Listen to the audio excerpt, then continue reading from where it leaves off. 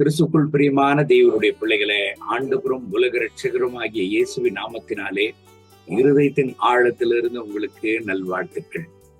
யோவானின் சுவிசேஷம் 14வது அதிகாரம் 27வது வசனத்தை வாசித்து இந்த நாளுக்காக நாம் ஜெபிப்போம்.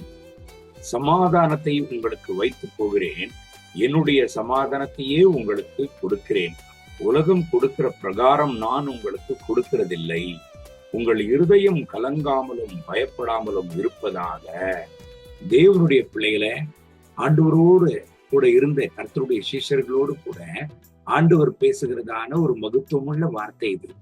எப்பொழுதுமே சமாதானமா இருந்த சீஷர்கள், எப்பொழுதும் பேர் ஆனந்தத்தோடு ஆண்டவராகி இயேசு கிறிஸ்துவோடு கூட ஊழியம் பண்ணின சீஷர்கள் திடீரென்று கலக்கத்திற்குள்ள செல்லுகிறதற்கு காரணம் என்ன? ஆண்டவராகி இயேசு கிறிஸ்து அவர்களை விட்டு பிரிய போகிறார் என்கிற ஒரு உணர்வு அவர்களுக்கு வந்தவுடனே அவர்களுடைய சமாதானத்தை இழக்கிற ஒரு சூழ்நிலை கடந்து வருகிறது. அப்பொழுதுதான் ஆண்டவர் அவர்களை திடப்படுத்துகிறார். என்னுடைய சமாதானத்தையே உங்களுக்கு நான் வைத்து போகிறேன் என்று. என் அன்பு தேவனுடைய பிள்ளைகளை, இந்த கடைசி நாட்களில் நாம் வாழ்ந்து கொண்டிருக்கிறோம். மனித சந்ததி இன்றைக்கு சமாதானத்தை இழந்து தவிக்கிற ஒரு சூழ்நிலையை நாம் பார்க்க முடிகிறது.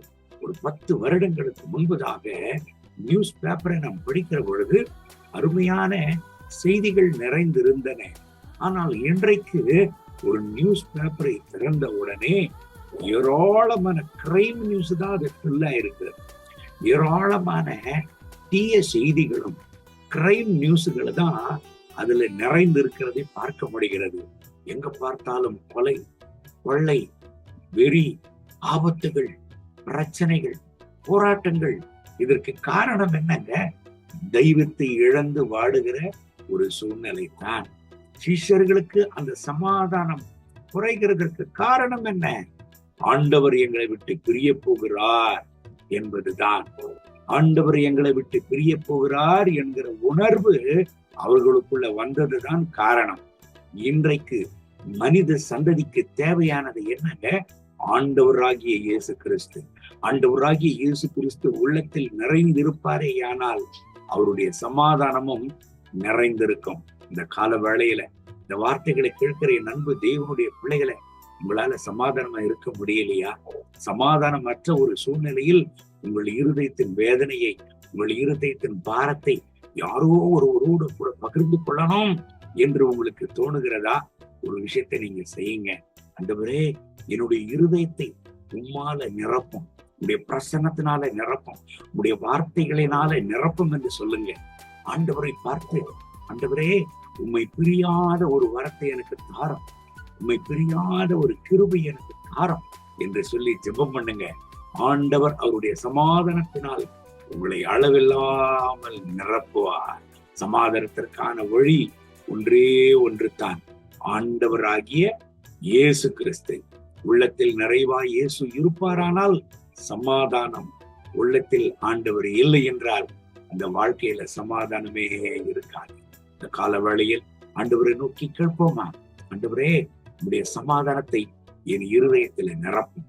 என்னுடைய இருதயம் கலங்காமலும் எப்பொழுதும் உம்மை என்னுடைய இருதயத்தில் நிரப்புகிற ஒரு கிருபையை எனக்கு தாரும் ஆண்டவரே, என் இருதயத்துல வாரும். சொல்லுவோமா? அன்பின் ஆண்டவரே, இந்த கால வேளையில் உம்மை நாங்கள் அழைக்கிறோம். எங்கள் இருதயத்தில் கடந்து வாரும் தகப்பனே. எங்கள் சமாதான குறைவுக்கு காரணம் உம்மை இழந்து நாங்கள் வாழ்கிற வாழ்க்கை தான் ஆண்டவரே. நீர் இல்லாத வாழ்க்கை சமாதானமற்ற வாழ்க்கை. காரணம், நீர்தான் சமாதான பிரபுவாக இந்த உலகத்திற்கு வந்தீர். இந்த கால வேளையில் எங்கள் இருதயத்தில் நீர் கடந்து வாரும். உம்மை இழந்து வாடுகிற அனுபவம் எங்கள் வாழ்க்கையில கடந்து வரவே கூடாது ஆண்டவரே. இந்த கால வேளையில எங்களை இப்படி திருக்கரத்துல ஒப்பு கொடுக்கணும். ஆமாண்டவரே, இந்த கால வேளையில் யாரெல்லாம் என்னோடு சேர்ந்து ஜெபிக்கிறார்களோ ஒவ்வொரு கர்த்தருடைய பிள்ளைகளுக்காக ஜெபிக்கிறேன். அவர்களை ஆசீர்வதியும், சமாதானத்தினால் அவர்களை நிரப்பும்.